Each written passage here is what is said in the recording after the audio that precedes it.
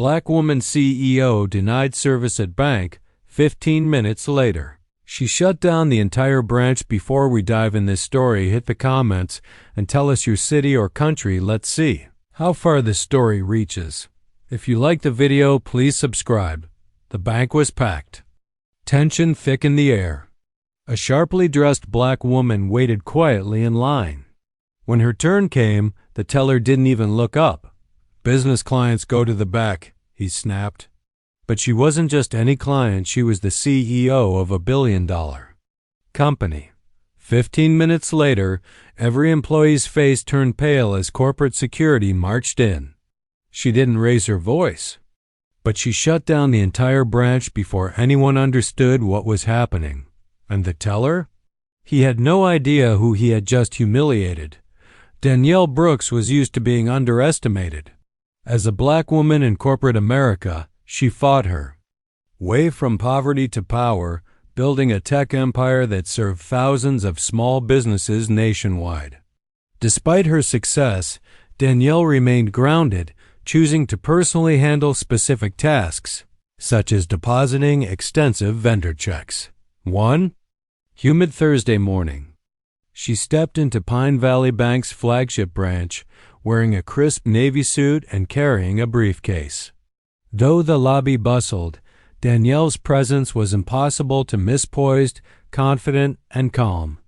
She waited patiently in line, unaware she was about to be the target of blatant racism. As she approached the counter, the teller glanced at her skin, not her status. Without checking her name or account, he smirked and waved her off. "We don't handle business accounts here. Try the branch across town." Other customers watched in silence. Danielle nodded slowly, turned, and made a quiet phone call. Danielle stepped outside and dialed her assistant. "Activate shutdown protocol for Pine Valley branch," she said evenly.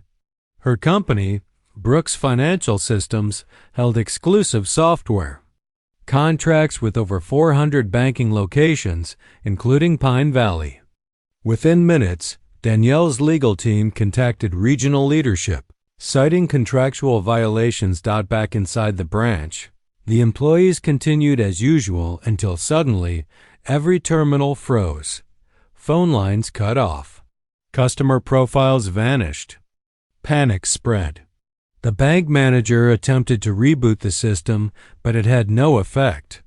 Then came the knock. Two suited security officers from Brooks Financial entered, their badges clipped, and scanned the room. "Who authorized this shutdown?" the manager demanded. The lead officer replied calmly, "The CEO of Brooks Financial Systems. She was here 15 minutes ago and was denied service by your staff. As per contract terms, this branch is suspended pending review." The teller who dismissed Danielle stood frozen. He whispered to a coworker, "She was the CEO?" Customers began filming. Employees muttered in disbelief. The branch manager's face drained of color as he realized this wasn't just a tech glitch. It was a reckoning. Danielle stood outside her car across the street, watching silently. She didn't need to cause a scene. Her power spoke louder. Then anger. An hour later, the regional bank president rushed to the scene. By then, the media had arrived. News vans lined the sidewalk, capturing the fallout. The CEO that humiliated was now the center of a breaking story about racial bias and corporate accountability. Danielle finally stepped forward. Cameras turned. She issued a calm but firm statement. "Respect shouldn't depend on someone's appearance. My company will not support institutions that treat people as if they don't belong." In front of flashing cameras and stunned staff, she handed over a signed contract termination notice. The bank's multi-million-dollar partnership was gone. In an instant. The teller, now trembling, couldn't meet her eyes. The story exploded online. Millions applauded Danielle's composure and power. "This is how you fight racism with receipts and results," one user posted. The bank issued a public apology, but it wasn't enough. Danielle's decision triggered internal audits across the nation. Dozens of banks began reviewing their staff training programs. Danielle didn't do it for revenge.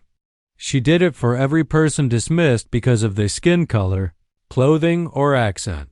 Weeks later, a new policy, the Brooks Protocol, was implemented. Nationwide, mandatory respect training for all frontline bank employees. Her quiet stand changed the industry. And Danielle? She never had to raise her voice. She walked in, got denied, and walked out with the entire branch in her hand. Take care.